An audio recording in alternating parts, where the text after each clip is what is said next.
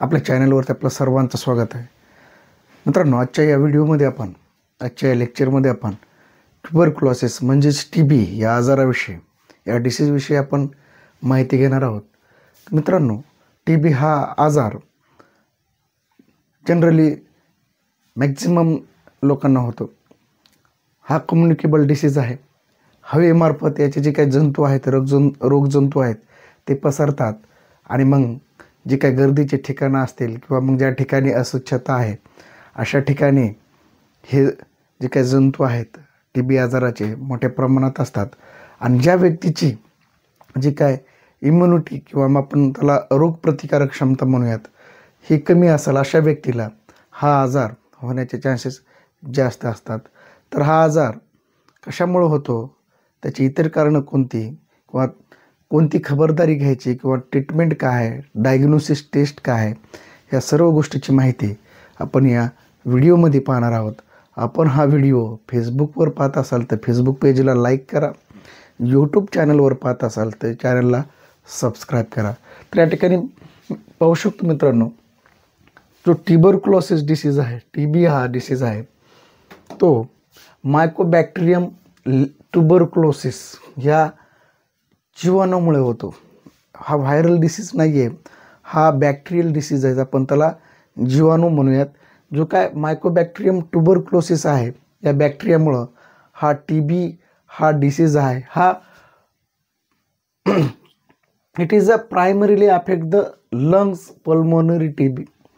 तर हा TB हा जनरली जे काय माणसाचे किंवा मानवी शरीराचे जे काय अवयव, महत्त्वाचा अवयव आहे तो लंग्स, त्याला हा अफेक्ट करतो. त्याला आपण पल्मोनरी TB म्हणतो. आणि can spread to other part of the body such as kidney, spine, brain, त्याला आपण एक्स्ट्रा पल्मोनरी TB असं म्हणूयात.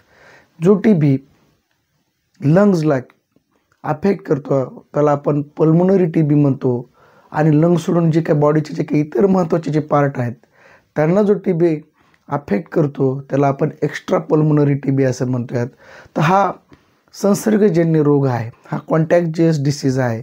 हा एका व्यक्तीपासून दुसऱ्या व्यक्तीपर्यंत काय होतो, तो पसरतो.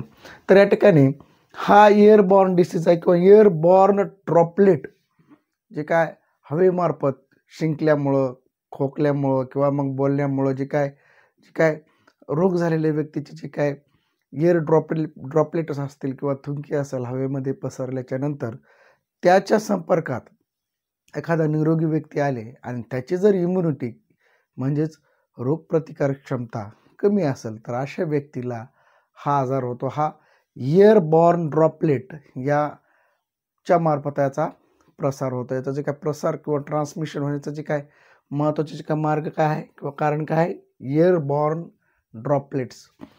When an infected person cough, sneeze or talk, जेव्हा TB झालेला एखादा व्यक्ती आहे किंवा इन्फेक्टेड पर्सन आहे, तो बोलत असेल, शिंकत असेल, किंवा त्यानं खोकला किंवा आपण कफ म्हणूयात केला असेल, आणि त्याच्या संपर्कात एखादा निरोगी व्यक्ती परंतु ज्याची रोगप्रतिकारक क्षमता कमी आहे असा व्यक्ती जर आला असेल, तर त्या व्यक्तीला TB होण्याची शक्यता दाट असते. त्यानंतर आपण पाहू शकतो मित्रांनो, TB हा काय, हा लंग्सला जनरली काय करतो, अफेक्ट करतो. आपण त्याला पल्मोनरी TB हा मेजर काय आहे, TBचा प्रकार आहे किंवा टाईप आहे. तर या ठिकाणी आपण पाहू शकतो, जे काय TB झालेल्या किंवा पल्मोनरी TB झालेल्या व्यक्तीचे जे काय लंग्स आहेत, असे पॅचेस झालेले दिसतात त्याच्या छातीमध्ये किंवा लंग्समध्ये. आणि त्याला मग छातीमध्ये पेन होतो, दुखू लागतं खोकताना किंवा शिंकताना. तर जे काय पल्मोनरी TB आहे किंवा लंग्सचा TB आहे, हा घातक पण आहे आणि मॅक्झिमम लोकांना होतो. तर या ठिकाणी आपण कॉमन सिम्पटम्स किंवा जे काही महत्त्वाचे जे काही सिम्पटम्स आहेत TBचे लक्षणे, ते आपण या ठिकाणी पाहणार आहोत. तर या ठिकाणी कफिंग म्हणजेच खोकला वारंवार येतो, म्हणजे महिना किंवा मग त्यापेक्षा जास्त 15 दिवस किंवा महिना त्याच्यापेक्षा जास्त जर एखाद्या व्यक्तीला वारंवार खोकला येत असेल, कफ येत असेल, तर अशा व्यक्तीला TB असण्याचे चान्सेस जास्त आहे. या ठिकाणी persistent cough, okay, 3 or more week, last for 3 or more week. एखाद्या व्यक्तीला जर कफ परसिस्टंट असेल, सतत खोकला येत असेल आणि तो 3 किंवा त्याच्यापेक्षा जास्त आठवडे जर तो कफ येत असेल, तर अशा व्यक्तीला टीबी असण्याचे चान्सेस जास्त असतात. त्यामुळे त्या व्यक्तीने टीबीची टेस्ट जवळचे जे काही सरकारी दवाखाना असेल त्या ठिकाणी जाऊन मोफत टीबीची काय केली जाते, चाचणी केली जाते, ती करणं गरजेचं आहे. त्यानंतर आहे चेस्ट पेन, छातीमध्ये दुखू लागतं. Chest pain or discomfort that worsen when coughing or taking deep breath. तर या ठिकाणी काय होतं, अशा व्यक्तीला छातीमध्ये दुखू लागतं जेव्हा बोलल्याच्या नंतर किंवा मग खोकला शिंकल्याच्या नंतर अशा व्यक्तीच्या छातीमध्ये काय होतं, किंवा डीप ब्रेथ घेतल्याच्या नंतर, जास्त श्वासोश्वास घेतल्याच्या नंतर तर अशा व्यक्तीच्या छातीमध्ये दुखू लागतं. हे पण काय आहे, टीबीचं साईन आहे किंवा लक्षण आहे. त्यानंतर कफिंग अप ब्लड, थुंकीसोबत रक्त येणं, हे एक महत्त्वाचं लक्षण आहे टीबीचं. Coughing up blood or rust coloured sputum, म्हणजे काय, रक्तासारखी जर स्प्युटम येत असेल, थुंकी येत असेल, तर हे पण टीबीचं लक्षण आहे. त्यानंतर फटीग, त्याला आपण थकवा म्हणूयात. एखाद्या व्यक्तीला थोडं काम केल्याच्या नंतर, चालल्याच्या नंतर थकवा येत असेल, तर त्या व्यक्तीला टीबी असण्याची शक्यता आहे. Feeling extremely tired or weak, म्हणजे खूपच थकल्यासारखं किंवा वीक असल्यासारखं जर वाटत असेल, तर अशा व्यक्तीला टीबी असण्याची शक्यता जास्त आहे. ओके. त्यानंतर वेट लॉस, वजन कमी होणं किंवा वजनाचा ह्रास होणं, हे पण टीबी असण्याची जास्त शक्यता आहे. जर एखाद्या व्यक्तीचं वजन अचानक कमी होत असेल आणि तर त्याला कळत नसेल कशामुळे होत असेल, तर तेव्हा त्याने टीबीची जर टेस्ट केली तर त्या ठिकाणी टीबी असू शकतं. या ठिकाणी आपण पाहू शकतो अनएक्सप्लेन्ड वेट लॉस, म्हणजे वजन जे काय आहे कमी होण्याचं कारण जर माहीत नसेल किंवा कारण नसेल, तर त्या ठिकाणी टीबी असण्याची शक्यता जास्त आहे. नाईट स्वीट, टीबी असणाऱ्या व्यक्तीला रात्री घाम येतो. रिकरिंग नाईट स्वीट, ओके, हा म्हणजे रेग्युलर दररोज रात्री ह्या व्यक्तीला घाम येतो आणि अशा व्यक्तीला टीबी असण्याची शक्यता जास्त आहे. त्यानंतर chill, feeling cold even in a warm environment, जेव्हा गरम आजूबाजूचं वातावरण असेल आणि अशा वातावरणामध्ये सुद्धा एखाद्या व्यक्तीला थंडी वाजत असेल किंवा थंड जाणवत असेल, तर अशा व्यक्तीने टीबीची टेस्ट करून घेणं गरजेचं आहे. त्या ठिकाणी त्यांना टीबी असण्याची शक्यता आहे. म्हणजेच थंडी वाजणं हे सुद्धा टीबीचं. या ठिकाणी थंडी वाजण्याचं कारण काय, या ठिकाणी पेशंटला ताप आलेला असतो आणि 15 दिवसापेक्षा जास्त ताप असणं, हे पण काय आहे, टीबीचं लक्षण आहे. त्याचबरोबर लॉस ऑफ ॲपेटाईट, टीबी झालेल्या व्यक्तीची भूक काय होते, मंदावते, त्याला जेवण जात नाही आणि जेवण न गेल्यामुळं किंवा जेवण न केल्यामुळं अशा व्यक्तीचं वजन कमी होतं. तर या ठिकाणी लॉस ऑफ ॲपेटाईट हे काय टीबीचं महत्त्वाचं लक्षण आहे. त्यानंतर नेक्स्ट पार्ट आपण पाहूया टाईप ऑफ टीबी. टीबीचे जे काही वेगवेगळे प्रकार आहेत, तर त्यामध्ये लॅटेंट टीबी हा एक महत्त्वाचा आहे. त्यानंतर आपण दुसरा आहे ॲक्टिव्ह टीबी, तिसरा आहे पल्मोनरी टीबी, चौथा आहे एक्स्ट्रा पल्मोनरी टीबी, चौथा आहे मिलिटरी ट्युबरक्लोसिस. ओके. तर या ठिकाणी आपण 1 by 1 जे काय टाईप आहे टीबीचे या ठिकाणी आपण पाहूयात. तर या ठिकाणी जे काही लॅटेंट टीबी आहे, तर या ठिकाणी लॅटेंटचा अर्थ काय, छुपा. तर या ठिकाणी पेशंटला the bacteria remain in the body and in an active state and cause no symptoms. जे काय टीबी झालेला व्यक्ती आहे, त्या व्यक्तीच्या शरीरामध्ये टीबीचे जे काय मायक्रो ऑर्गॅनिझम आहेत, जीवाणू आहेत, ते सुप्त अवस्थेत असतात आणि त्यांना कोणतेही टीबीचे साईन अँड सिम्पटम्स नसतात. अशा टीबीला लॅटेंट टीबी असं म्हणतात. म्हणजे असा टीबी ज्यामध्ये इन्फेक्शन झालेलं आहे टीबीचं, परंतु टीबीचे कोणतेही लक्षण नाही आहेत, त्या टीबीला आपण लॅटेंट टीबी म्हणूयात. Not contagious but can activate later if the immune system weak. तो जो काय लॅटेंट टीबी आहे हा कम्युनिकेबल नाही किंवा तो स्प्रेड होत नाही, परंतु हा ॲक्टिव्ह कधी होतो, जेव्हा पेशंटची जी काय इम्युनिटी आहे किंवा मग रोगप्रतिकारक क्षमता कमी होते, त्यावेळेस हा टीबी ॲक्टिव्ह होतो, म्हणजे त्या पेशंटला टीबीची लक्षणे दिसू लागतात. त्यानंतर ॲक्टिव्ह टीबी. त्या ॲक्टिव्ह टीबीचा अर्थ काय? या ठिकाणी पेशंटला टीबीची लागण झाल्याच्या नंतर लगेच त्याची काय होतात, टीबीची लक्षणे दिसू लागतात. आपण लक्षणे पाहिले की वेट लॉस होणं, भूक न लागणं, थकवा जाणणं, ब्लडमधून रक्त येणं, छातीमध्ये दुखणं, रात्री घाम येणं, हे काय आहेत टीबीचे लक्षण आहेत. तर या ॲक्टिव्ह टीबीमध्ये टीबीचं इन्फेक्शन झालं, म्हणजेच टीबी इन्फेक्शन कशामुळे होतं? मायकोबॅक्टेरियम ट्युबरक्लोसिस हे जो काय बॅक्टेरिया आहे किंवा मग जीवाणू आहे, याच्यामुळे काय होतं, टीबीचं इन्फेक्शन होतं. जेव्हा टीबी या जीवाणूचं इन्फेक्शन होतं आणि लागलीच साइन अँड सिम्प्टम दिसू लागतात, त्या टीबीला आपण ॲक्टिव्ह टीबी म्हणतो. The bacteria are active and cause symptoms contagious and require immediate treatment. हा जो ॲक्टिव्ह टीबी आहे हा क्वांटेजियस आहे, म्हणजेच काय, हा एका व्यक्तीपासून दुसऱ्या व्यक्तीला पसरू शकतो, म्हणजेच हा संसर्गजन्य आहे. त्यामुळे याला लागलीच ट्रीटमेंट किंवा याचं प्रिव्हेन्शन होणं गरजेचं आहे. त्यानंतर पल्मोनरी ट्युबरक्लोसिस. त्या ठिकाणी आपण पल्मोनरी म्हणजे काय, लंग्स. जेव्हा टीबीच्या मायक्रो ऑर्गॅनिझमचं जे काही इन्फेक्शन आहे लंगमध्ये होतं, त्या टीबीच्या प्रकाराला आपण पल्मोनरी टीबी म्हणतो. त्या ठिकाणी affect the lungs and the most common form of TB. म्हणजे काय, पल्मोनरी टीबी आहे हा सगळ्यात जास्त लोकांना होतो, म्हणजेच हा मोस्ट कॉमन टाईप आहे टीबीचा. तर लक्षात द्या, कॉमन टाईप कोणता आहे टीबीचा, तर तो आहे पल्मोनरी टीबी. यावर क्वेश्चन विचारला जाऊ शकतो की most common type of TB कोणता आहे, तर तो आहे पल्मोनरी टीबी.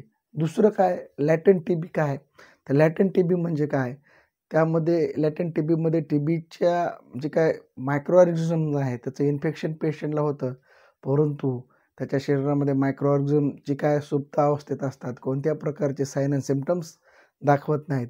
परंतु जेव्हा पेशंटची जी काय रोगप्रतिकारक क्षमता वीक होते, तेव्हा ते काय करतात, सिम्प्टम्स दाखवतात. त्या टीबीला आपण लॅटेंट टीबी म्हणतो. आणि दुसरी जे काय प्रकार आहे ॲक्टिव्ह टीबी, त्यामध्ये ह्या टीबीमध्ये जेव्हा जे काय टीबीचे जे काय सूक्ष्मजीव आहेत किंवा मग जीवाणू आहेत, त्यांची जेव्हा लागण होते, तेव्हा काय होतं, ते लागलीच पेशंटमध्ये टीबीचे सिम्प्टम्स दाखवतात. आणि ते काय आहे, हा जो काय ॲक्टिव्ह टीबी आहे हा काय आहे, कॉन्टेजियस आहे. तो एका व्यक्तीपासून दुसऱ्या व्यक्तीला पसरतो आणि त्याची ट्रीटमेंट आणि प्रिव्हेन्शन होणं गरजेचं आहे. तर जे काय पल्मोनरी टीबी आहे हा कॉमन टीबीचा टाईप आहे आणि हा मॅक्झिमम लोकांना होतो. तर पल्मोनरी म्हणजे पल्मोनरी म्हणजे काय, लंग. आणि लंगला जो काय होणारा किंवा आपण फुफ्फुसाला होणारा जो टीबी आहे, तो त्याला आपण पल्मोनरी टीबी असं म्हणतोय. त्यानंतर एक्स्ट्रा पल्मोनरी ट्युबरक्लोसिस म्हणजे लंग सोडून किंवा इतर जे काही शरीराचे ऑर्गन आहेत त्यांना होणारा जो काय टीबी आहे किंवा शरीराच्या इतर भागाला होणारा जो टीबी आहे, त्याला आपण एक्स्ट्रा पल्मोनरी टीबी म्हणू. त्याच्यामध्ये आपण ब्रेन असेल, स्पाईन असेल किंवा मग त्याचबरोबर किडनी असेल, या भागांना काय होतो, हा टीबी होतो. कोणता, एक्स्ट्रा पल्मोनरी टीबी. म्हणजे लंग्स सोडून, फुफ्फुस सोडून शरीराच्या इतर अवयवांना भागांना होणारा टीबी म्हणजेच काय, एक्स्ट्रा पल्मोनरी टीबी. त्यानंतर जे काय मिलिटरी ट्युबरक्लोसिस, हा saver form of TB. Okay, जे काय मिलिटरी ट्युबरक्लोसिस आहे, सिव्हिअर फॉर्म आहे आणि तो मॅक्झिमम लोकांना होतो. हा एवढा काय महत्त्वाचा टाईप नाही, परंतु जो काय पल्मोनरी आणि एक्स्ट्रा पल्मोनरी किंवा मग ॲक्टिव्ह आणि इनॅक्टिव्ह, हे काय इनॅक्टिव्हलाच आपण लॅटेंट टीबी पण म्हणतो. हे महत्त्वाचे टीबीचे टाईप आहेत. त्यानंतर नेक्स्ट आपण पाहूयात causes and risk factor of TB. आता टीबी होण्याची महत्त्वाची कारणं कोणती, काउजेस कोणती, ते पाहत असताना आपण पाहू शकतो की इन्फेक्शन, टीबीचं इन्फेक्शन किंवा टीबीच्या मायक्रो ऑर्गॅनिझमच्या संपर्कात येणं हे एक महत्त्वाचं कारण आहे. जर आपण गर्दी असेल किंवा मग ज्या ठिकाणी आपण जॉब करतो किंवा काम करतो त्या ठिकाणचं वातावरण दूषित असेल, तर त्या ठिकाणाहून आपल्याला टीबी होण्याची शक्यता जास्त असते. त्या ठिकाणी पाहू शकतो TB is caused bye inhaling the Mycobacterium tuberculosis bacteria which are released into their air when infected person cough, sneeze and talk. तर एखाद्या टीबी झालेल्या व्यक्तीच्या संपर्कात आपण आलो आणि त्या व्यक्तीनं शिंकलं किंवा बोललं किंवा कफ केलं किंवा खोकलला तर त्याचे मायक्रो ऑर्गॅनिझम आपल्या शरीरामध्ये जाऊन म्हणजे निरोगी व्यक्तीच्या शरीरामध्ये गेल्यास त्या व्यक्तीला टीबीचं इन्फेक्शन होण्याची जास्त शक्यता असते. म्हणजेच टीबीचं इन्फेक्शन हे एक महत्त्वाचं काय आहे, टीबी होण्याचं कारण आहे. त्याचबरोबर विकर इम्युनिटी सिस्टम, एखाद्या व्यक्तीची जर रोगप्रतिकारक क्षमता कमी असेल तर अशा व्यक्तीला टीबी होण्याची शक्यता जास्त आहे. त्यामध्ये आपण पाहू शकतो people with weaken immune system such as those with HIV AIDS, त्याचबरोबर अदर जे काय क्रोनिक डिसीज असणारे जे व्यक्ती आहेत त्या व्यक्तीची जी काय इम्युनिटी सिस्टीम आहे ती वीक झालेली असते. जसं की HIV एड्स झालेला व्यक्ती असेल किंवा मग एखाद्या व्यक्ती 2-4 महिन्यापासून आजारी आहे, अशा व्यक्तीची जी काही इम्युनिटी पॉवर आहे किंवा इम्युनिटी सिस्टीम आहे ती वीक झालेली असते. आणि असा व्यक्ती टीबीच्या जे काय बॅक्टेरिया याच्या संपर्कात आला तर त्याला टीबी होण्याची शक्यता जास्त असते. म्हणजे विकन इम्युनिटी सिस्टीम हे पण महत्त्वाचं कारण आहे. त्यानंतर आहे पुअर व्हेंटिलेशन. जर आता पुअर व्हेंटिलेशन म्हणजे काय, ज्या ठिकाणी आपण काम करतो राहतो त्या ठिकाणी सूर्यप्रकाश किंवा हवा किंवा जे काय आजूबाजूचा परिसर व्यवस्थित नसेल, हवा खेळती नसेल, सूर्यप्रकाश येत नसेल किंवा आजूबाजूला घाण दूषित असेल तर त्या ठिकाणी राहणाऱ्या व्यक्तीला, काम करणाऱ्या व्यक्तीला टीबी होण्याची शक्यता जास्त असते. त्या ठिकाणी आपण पाहू शकतो living or working in area with poor ventilation can increase the risk of TB transmission. ज्या ठिकाणी लो व्हेंटिलेशन आहे किंवा त्या ठिकाणी हवा खेळती नाही किंवा सूर्यप्रकाश नाही किंवा घाण आहे, दूषित हवा आहे, अशा ठिकाणी काम करणाऱ्या व्यक्तीला टीबी होण्याची शक्यता जास्त असते. त्यानंतर आहे माल न्यूट्रिशन. आता या ठिकाणी आपण माल न्यूट्रिशन म्हणजे काय, कुपोषण. कुपोषण म्हणजे काय, चांगले पोषण किंवा पोषक फूड अवेलेबल नसणं, त्याला आपण माल न्यूट्रिशन म्हणतो. जे काय आपण आहार खातो किंवा जेवण करतो त्याच्यामध्ये चांगल्या प्रकारचे जे काय विटॅमिन्स, मिनरल्स, प्रोटीन नसतील तर शरीराला काय हे सर्व घटक मिळत नाही आणि मग शरीराचं काय होतं, माल न्यूट्रिशन होतं. म्हणजे शरीराला काय ऊर्जा मिळत नाही आणि मग अशा माल न्यूट्रिशनमुळे शरीराची काय होते, रोगप्रतिकारक क्षमता कमी होते आणि त्यामुळे काय होऊ शकतो, टीबी हा आजार होऊ शकतो. त्याचबरोबर chronic medical condition. Certain chronic medical condition such as diabetes, kidney disease, lung disease. ज्या व्यक्तीला किंवा जे व्यक्ती किडनी डिसीज असेल, लंग डिसीज असेल किंवा डायबिटीज सारख्या आजाराने त्रस्त आहेत आणि अशा व्यक्तीची काय झालेली असते, मग जे काही इम्युनिटी सिस्टीम आहे किंवा रोगप्रतिकारक क्षमता ऑलरेडी कमी झालेली असते आणि असे व्यक्ती जेव्हा इन्फेक्टेड पर्सनच्या कॉन्टॅक्टमध्ये येतात तेव्हा त्यांना टीबी होण्याची शक्यता जास्त असते. म्हणजेच त्यानंतर डायग्नोसिस म्हणजे काय, आपण याला काय म्हणूयात, निदान.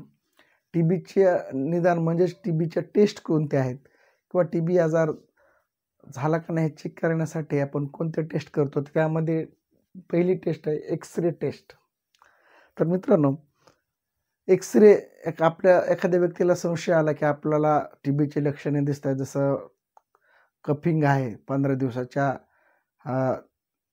नंतर किंवा 15 दिवस झाल्याच्या नंतरही एखाद्या व्यक्तीला खोकला येत असेल किंवा छातीमध्ये दुखत असेल, रात्री घाम येत असेल, त्याचबरोबर थकवा येत असेल, ब्लडमधून थुंकीमधून रक्त येत असेल तर अशा व्यक्तीने एक्सरे करणं गरजेचं आहे.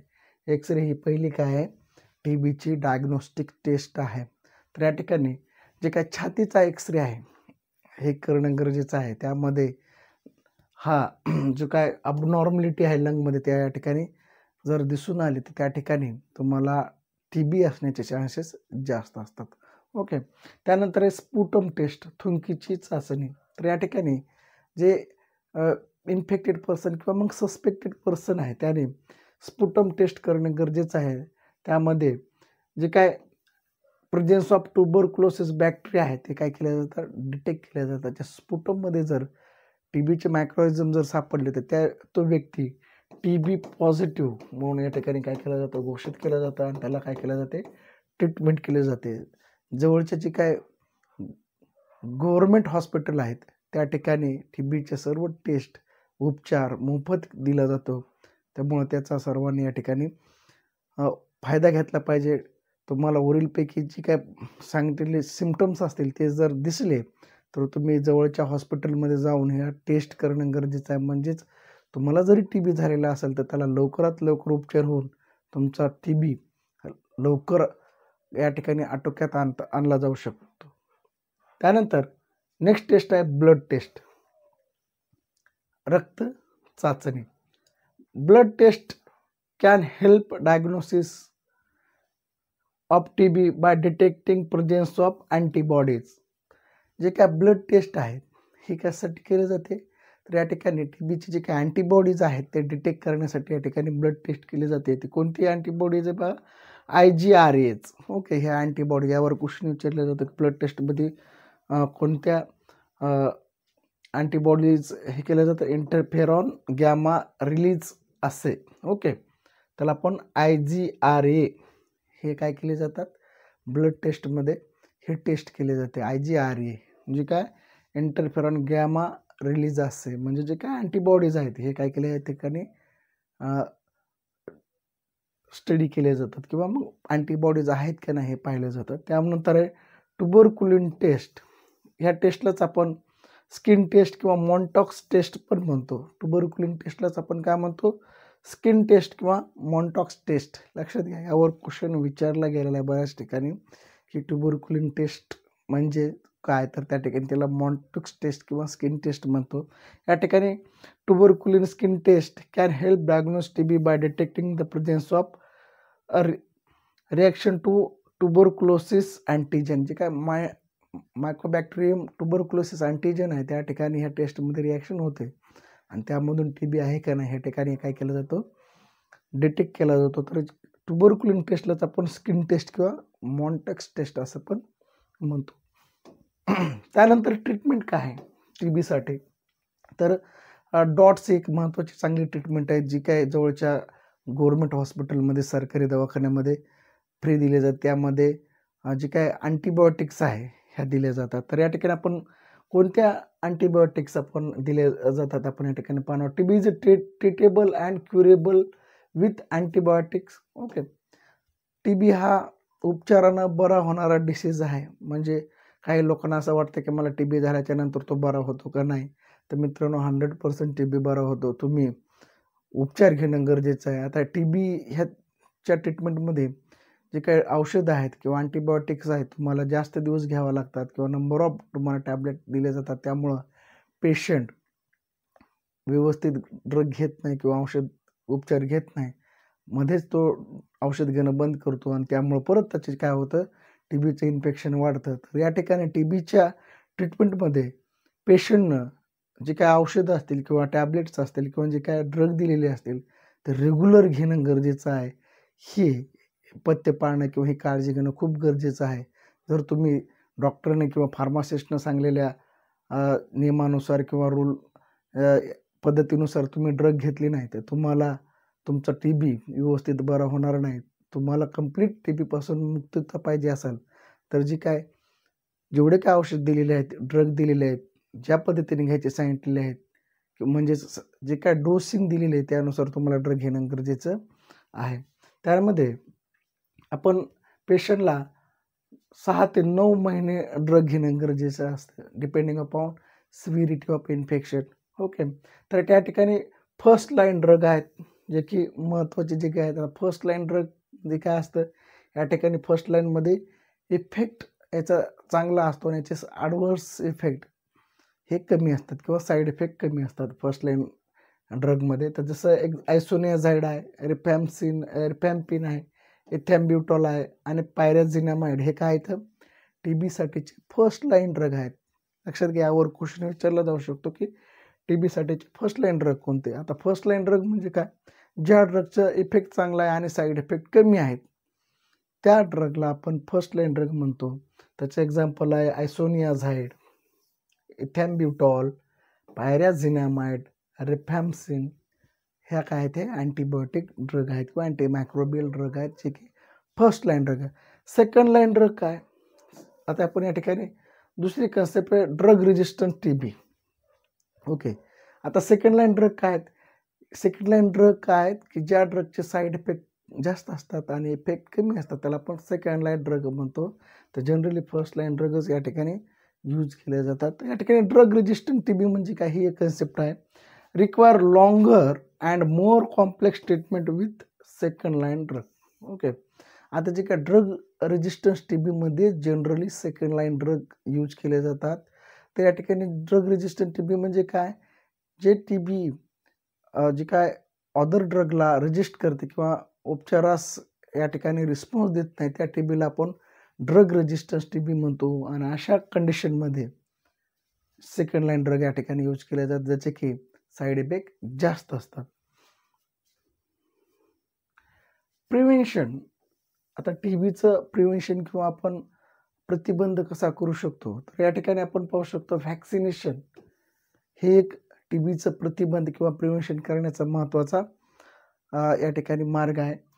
तर म्हणजेच लसीकरण. BCG व्हॅक्सिन, आपण त्याला बॅसिली काल्मेट ग्वेरिन म्हणूयात. BCGला काय म्हणतो, BCGला बॅसाईल काल्मेट ग्वेरिन. आता तुम्ही तुमच्या पद्धतीने त्याचं प्रोनाऊन्सिएशन करू शकता. या BCG व्हॅक्सिननं तुम्ही जी काय टीबीचं व्हॅक्सिनेशन करू शकता. म्हणजे BCG व्हॅक्सिन घेतल्यानंतर टीबीपासून आपल्याला प्रतिबंध करता येतो. ओके. हा जनरली मुलामध्ये व्हॅक्सिनेशन केलं जातं. Okay. Avoid close contact with infected individual. जे सस्पेक्टेड किंवा अशा व्यक्तीला टीबी झालेला आहे असं संशय आहे किंवा टीबी झालेल्या व्यक्तींच्या कॉन्टॅक्टमध्ये जाणं टाळावं, गर्दीमध्ये जाणं टाळावं. त्याचबरोबर good health ventilation in indoor spaces. Okay. जे काय इंडोर असेल किंवा मग ऑफिस असेल, घरी काम करण्याची जी काय जागा आहे, ऑफिस आहे, त्या ठिकाणी गुड चांगल्या प्रकारचं व्हेंटिलेशन म्हणजे सूर्यप्रकाश, हवा खेळती राहील, चांगला प्रकाश येईल अशा वातावरण किंवा असे दारं खिडक्या असणं गरजेचं आहे किंवा व्हेंटिलेशन असणं गरजेचं आहे. त्याचबरोबर regular screening if you are at high risk. जर तुम्हाला असं वाटत असेल की मला टीबी होण्याच्या चान्सेस आहेत, तर त्या ठिकाणी तुम्ही टेस्ट करणं गरजेचे आहे. नंतर कॉम्प्लिकेशन. टीबी झाल्याच्या नंतर काय कॉम्प्लिकेशन होऊ शकतात किंवा काय अडचणी निर्माण होऊ शकतात किंवा काय सिरियस कंडिशन होऊ शकते, तर या ठिकाणी लंग डॅमेज होण्याची शक्यता जास्त आहे. जो काय टीबी आहे जनरली लंग्सला अफेक्ट करतो आणि त्यामुळं लंग डॅमेज होण्याची शक्यता आहे. लंग डॅमेज झाल्याच्यानंतर जे काय रेस्पिरेशन असेल किंवा मग श्वास घेण्याची जी प्रक्रिया आहे ती त्या ठिकाणी अडथळा निर्माण होऊन ऑक्सिजनची कमी होऊन पेशंट या ठिकाणी दगावू शकतो. ओके. त्या ठिकाणी क्रोनिक रेस्पिरेटरी प्रॉब्लेम निर्माण होऊ शकतात, लंगचे आजार होऊ शकतात इतर. त्यानंतर स्पायनल कॉर्ड डॅमेज होऊ शकतो. त्याचबरोबर किडनी डॅमेज होऊ शकतं. किडनीला टीबी झाल्याच्यानंतर हार्ट प्रॉब्लेम निर्माण होऊ शकतात. तर हृदयाचे जे काय समस्या आहेत त्या पण या ठिकाणी निर्माण होऊ शकतात टीबीच्या इन्फेक्शनमुळं. त्यानंतर जो काही एपिडेमिओलॉजी आहे टीबीचं, तो टीबी हा हवेमार्फत किंवा जे काय एअर ड्रॉपलेट आहेत त्यामार्फत हा पसरतो. म्हणजे हा हवेमार्फत पसरणारा रोग आहे. त्याचबरोबर TB is a major global health problem as an estimated 10 million new cases and 1.5 million death in 2020मध्ये. आता 2020ची जी केव्हा स्टडी झाली त्यामध्ये 10 मिलियन लोकांना हा टीबी झाला होता आणि 1.5 मिलियन लोकांची डेथ झाली होती. म्हणजे पहा या ठिकाणी डेथ रेट पण याचा जास्त आहे.